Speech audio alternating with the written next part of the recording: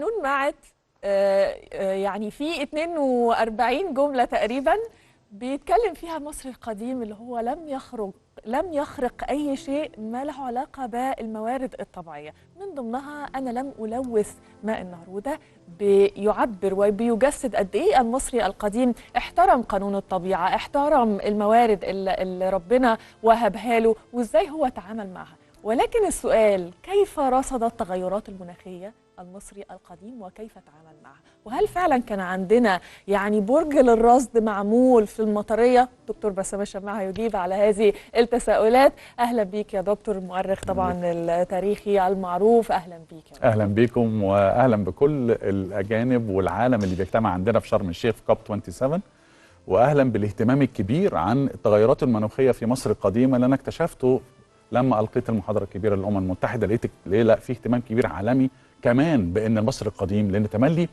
الأجانب يا هبة بيدوروا عندنا على الحل. صح، بيدوروا على الحل بتاع زمان حديثا وبتاع زمان. أيوة. فاحنا جايبين لكم الحلول بتاعت زمان بالظبط. قول لنا بقى، المصري القديم عرف الموضوع ده ازاي؟ كيف رصده وكيف تعامل؟ هو عينيه طول الوقت على السماء. من قبل توحيد القطرين اول صوره مع بعضينا هنلاقي فيه اختراع ابتكار اخترعه المصري القديم في نبته بلايا 100 كيلو شمال غرب ابو سمبل. يعني بصوا فين ابو سمبل في النوبه العظيمه المصريه. أيوة. بصوا 100 كيلو كده هو غرب في الصحراء، لقوا دايره كده معموله من الاحجار. لما جم ذاكروا الدايره ديت لقوا ان الدايره دي بتوجه بلاينز كده بخطوط، شايفين جوه في احجار عامله خطوط شمال جنوب وشرق غرب بدرجه 70. بدرجه 70 دي او بانجل 70 دي الاحجار بتوجه. لقوا ان دي نفس السبوت بالظبط، نفس النقطه دي مش بالظبط. دوريه حجاره، لا دي بزوايا. انت متخيله هذه الاحجار اللي قطرها 4 متر عند البعض او عندي انا ممكن تبقى اهم من بناء هرم من الاهرامات. ليه؟ لان هذه الدائره بتورينا امتى وفين الشمس هتطلع بالظبط في السماء في اول يوم في فصل الصيف، اللي هو اول يوم في فصل المطر. ارجع بقى كام سنه الاثر ده؟ 14,000 عام. انا كنت بقول 11,000 لحد ما الدكتور خالد سعد اللي طبعا الخبير الكبير فيما قبل التاريخ قال لي لا يا بسام، دي رجعت من 11,000 ل 14,000 سنة. يعني قبل توحيد القطرين، قبل الهيروغليفي، قبل بناء الهرم، قبل تشييد المسلات. المصري رصد فين الشمس بتطلع أول يوم في فصل المطر. لأن أنت كنت بص يا دكتور، أنت رجعت ل 14,000 سنة؟ ده احنا كنا الجدل ما بين 3 و7. فاكرة لما كنا بنتخانق على 200؟ ده احنا كنا بنتخانق على 200 سنة. 3200 ولا 3400 قبل الميلاد. الصورة اللي بعديها على طول هتجد ان المصري القديم تعامل مع التغيرات المناخية وعرف الخسوف وعرف الكسوف. وادي الاجابه لكل شعب مصر على الانترنت اللي كان بيسال ليه المصريين القدماء ما كانوش بيلبسوا شتوي، وليه تملي في المناظر اللي على المقابر كانوا بيلبسوا صيفي. لا يا سيدي، لبسوا شتوي. ولو بصيت على المقبره إيمنت اي المنتمي، بص الراجل اسمه ايه؟ المنتمي الى الوادي. ايه الجمال بتاع الاسم اصلا. حلو قوي. هو في البر الغربي من الاقصر، مقبره رقم 277 للي عايز يروح. وهذه المقبره بتبين اهو السيدات لابسين الكتان ولابسين التقيل، ولو تحت بصيت هتلاقي فيه لبس احمر تقيل وشالات تقيله بني، شالات تقيله علشان الدنيا ساقعه. فاذا الكتان بتاعنا موجود فين؟ في اي متحف من المتاحف؟ ما هو فستان طرخان الجميل 5000 سنه، واقدم فستان في العالم زي ما الانجليز قالوا، وهو موجود في متحف بيتري. ايوه، وفتحه 7 للرقبه ومكشكش من فوق وحاجه اخر موضه يعني. والكم 58 سم يعني. وعلى فكره لبنت سليم، يعني هم الانجليز شرحوا الدراسه كده ان الفستان ده سليم فيت اللي هو البنت يا اما مراهقه يا اما كانت سيده بتلعب رياضه ومحافظه على جسمها، فجسمها كان رفيع وحلو ومانيكان على اعلى مستوى. دي المصريه، وراجع الى 5000 سنه. ونرجع تاني لرمسيس الثاني. وبما ان احنا كنا بنحتفل بعيد الحب، هعمل لك علاقه حلوه قوي بين عيد الحب وما بين المناخ والتغيرات المناخيه. رمسيس الثاني مستني عروسته الجديده، جايه من الاناضول، جايه من جنوب تركيا، من مملكه الحيثيين. الله ينور عليك، بوتوخيبه. وبوتوخيبه هنا هو دي مامتها، والملك وباعت بنته عشان هتتجوز رمسيس الثاني في الشرقيه. فرمسيس الثاني قاعد في الشرقيه من 3000 سنه ومستني الايه السنيوره الحلوه الجميله اللي جايه من مملكه الحيثيين، وهيتجوز 2 اخوات. هي الاخت الاولانيه اللي جايه اسمها شاويش كانو. قال لا، الاسم احنا ما عندناش في مصر حد بيتجوز اجنبيه في مصر القديمه باسمها الاجنبي، تيجي تاخد اسم مصري. متخيله؟ فراح مسميها ايه بقى؟ راح مسميها ماعت حر نفرو رع. مفيش اجمل من كده اسم البني ادم. ماعت هو احنا الحقيقه لسه ما والعداله. تذوقناهوش غير لما نعرف معناه. ماعت زي ما انت ونقول بداتي معاك اذا كان بقوانين جميل ولا بقوانين معت الجميله وبالحقيقه وبالعداله، يبقى معت الحقيقه والعداله. وعلى فكره في سيدات في مصر اسمهم عداله، مدام عداله، الاستاذه عداله، الحاجه عداله لغايه دلوقتي. فعداله معت، حر اللي هو حورس اللي هو الصقر، قوه، العين الثاقبه، الطيران، الحريه. وبعدين عندنا نفرو، مش نفر جمال، نفرو شمائل الجمال كلها، جمع الجمال اللي في الدنيا كله نفرو. خلاص. وبعدين راعي الشمس، مفيش احلى من كده يا بنتي. شاويش كانوا ايه اللي انت مسميه نفسك اسم الحيثيين؟ شيل الحيثيين وحط اسمها، تحط اسمها جوه خرطوش ملكي. واتناقشت الست دي الجميله دي، البنوته الحلوه دي، وهي جايه الشرقيه عشان تتجوز رمسيس الثاني. رمسيس الثاني دعا، عمل دعاء للمعبودات، بيقول فيها ايه؟ بيقول لا تتمنوا مطرا، اللي جايه مفاجاه النهارده، وثلجا.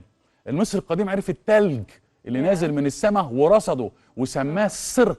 استاذ الدكتور عبد الحليم نور الدين عندنا منظر مرسوم بالايد لرجل وامراه وباباها، هو ده رمسيس الثاني، وهي ديت الاستاذه المبجله العروسه اللي جايه، لان هي جايه مشوار كبير من اناضول لحد الجنوب عندنا في سيناء، ومن سيناء هتخش على الشرقيه هتتجوز عن رمسيس. ماعت طويل شويه، ماعت حر نفرو رع.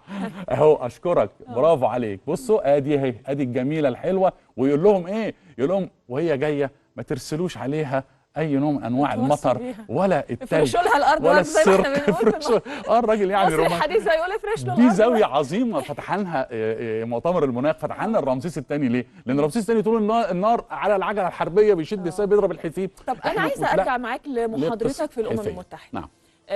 خاصه طبعا بمؤتمر المناخ والتغيرات المناخيه عند المصري القديم. حضرتك تطرقت لنبوءه نفرتي. الله، فهمنا بقى بالتفاصيل. دي ابهرت في المحاضره بتاعتي، ابهرت الامم المتحده. والمحاضره دي كانت للقسم المراه، فكل اللي حاضرينها سيدات من العالم كلهم عبر زوم ميتنج.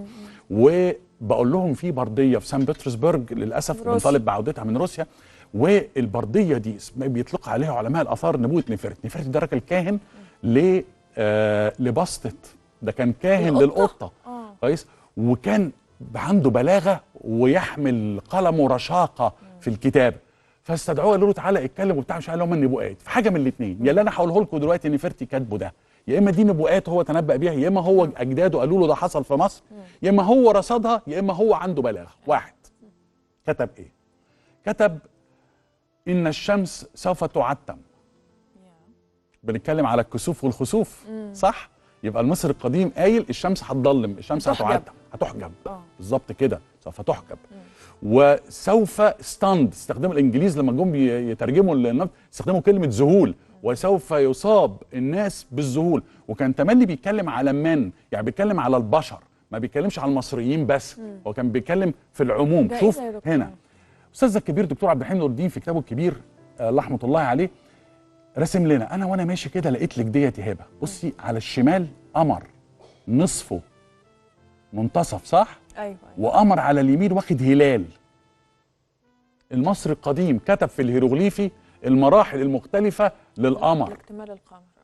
ومنه قمر نص مضلم ونص مولع. رجعت لناسا او منور، رجعت لناسا امبارح بس لقيت ان في حاجه ناسا بتعلمها لنا في الصوره اللي حضراتكم شايفينها دي، اسمها بارشل مون اكليبس، اللي هو هيبقى اهو كده، هيبقى الخسوف الجزئي للقمر. المصري القديم رصد هذا. فلما قلتها في محاضرتي للامم المتحده من كام يوم، والتوبيك ذات نفسه كان بالنسبه لهم غريب، يعني هتكلمنا عن التباين. احنا كان عندنا محطه ارصاد فعلا ولا لا؟ هو علشان تشوفي نابتا بلاي الاولانيه الدايره دي اول محطه، اول جي بي اس، واول واللي هي المطريه دي مش صحيحه لم تثبت؟ اي حاجه انا سمعت عليها كذا حاجه. ما انا بقول لك، هو اي حاجه في المطريه بالاثبات لو كانت موجوده يبقى انت بتتكلم على ان المطريه دي اصل اشياء كتيره جدا. اخر حاجه هقولها لكم في الحته دي مهمه قوي، في حته النصوص اللي هي مكتوبه عندنا في مصر القديمه. بيقول ايه؟ بيقول ان الطيور الاجنبيه سوف تعشش في اماكن ما كانتش بتعشش فيها. المصري القديم هو اول من ربط بين التغيرات المناخيه والتغيرات البيئيه. ان الطيور الاجنبيه بقت بتحشش في حتت ما كانتش بتحشش فيها قبل كده. انت راصد ايه؟ انت راصد ان بيحصل حاجه هنا وبيحصل حاجه هنا. وبعدين راح قايل الجمله الشهيره بتاعته ان الرياح الشماليه سوف تصطدم بالرياح الجنوبيه. عمرها ما بتحصل الا لما بيحصل هذا التغير المناخي. دي رصد فعلا. وهل يعني انا عارفه انه نفرت ده كان له يعني خصال خاصه، فهل هو كانت تعبيراته رمزيه اكتر؟ لانه حضرتك برضو في المحاضرات اللي فاتت علمتنا انه في رمزيه كتيره قوي بيستخدمها المصري القديم. يعني مثلا لما عفوا لقطه كمان فضل. لكن فكره انه لاوضح سؤالي، يعني حضرتك استخدمت لفظ the sun will be obscured او الشمس ستحجب بالظبط كده. هنا ايه رمزيه الشمس عند المصري القديم؟ ولو احنا خدناها على ناحيه الرمزيه هنا فايه هنا ايه قصده؟ بيقول الحيوانات الوحوش سوف يشربوا من الماء في مصر. طول ما انت ماشيه طول لن يكون هناك مكان لقارب ان يستطيع، لان المياه قلت جدا ويعبر النهر على الارجل. بصي كلامه، يعبر النهر على الارجل، يعني الميه نزلت فالناس بقت بتعبر على رجليها. طول ما انت بتقري نفرتي انت محتاره. انا شخصيا محتار بعد 40 سنه قراءه في التاريخ لنفرتي. هل الراجل ده بيتكلم بلاغه؟ هل بيتكلم روايات وقصص زي نجيب محفوظ والشله ديت اللي بتختلق بعض القصص؟ ولا الراجل ده كاتب شعر؟ ولا كاتب حقائق هو رصدها او اجداده قالوا؟ لحد لما هنثبت نفرتي انا بقول المصري القديم هو اول من تفاعل مع التباينات والاختلافات، اول من ورئيس جامعة لندن للاقتصاد في مؤتمر المناخ أشارت لأنه المصري القديم هو أول من رصد التغيرات المناخية. هتلاقيها حضرت محاضرة الأمم المتحدة بتاعتي. دكتور بسام شماع، يعني عضو الجمعية المصرية التاريخية، المؤرخ الكبير، بنشكر حضرتك شكرا جزيلا. دايما بنستمتع بحواراتك. ممكن في 20 ثانية قبل ما نختم نتكلم على المهرجان وازاي المصري القديم، مهرجان القاهرة السينمائية ده حدث برضه عالمي بتستضيفه في مصر، عندنا نجوم أجانب، فبرضه ازاي المصري القديم وثق ده في ربع دقيقه؟ في ربع دقيقه. عايز اقول لكم لو رحتوا مقابر بني حسن هتلاقوا مناظر متتاليه. يعني هتلاقي المنظر ده والمنظر اللي جنبيه ده، وبعدين منظر بيتحرك كده وبعدين منظر بيتحرك كده. فلو جبتي المناظر دي كلها وفريتيها مره واحده هي نفس فكره الكرتون اللي في فريمات السينما في بدايتها واللي احنا كنا بنعملها في الكراسه زمان. واخر حاجه فعلا انا كنت المرشد بتاع شارليز ثيرون وكانت واخده اوسكار احسن ممثله. هذه السيده بعد 4 ايام رحله واحنا في شارع المعز لدين الله العبيدي واحنا طالعين من الرحله، شارليز ثيرون الحائزه على اوسكار، انا كنت المرشد السياحي بتاعها 4 ايام في مصر، قالت لي سميني اسم مصري من المكان ده وسميتها شمس وطلعت في العالم قالت شمس. اشكرك شكرا جزيلا دكتور بسام الشماع، دايما بنستمتع بوجودك ودايما بننهل من علمك. اشكرك شكرا جزيلا. كل الشكر لحضراتكم. خلصت حلقتنا وخلصت فقراتنا المتنوعه. بكره فقرات جديده وحلقه جديده من 8 الصبح. يومكم جميل وممتع ان شاء الله.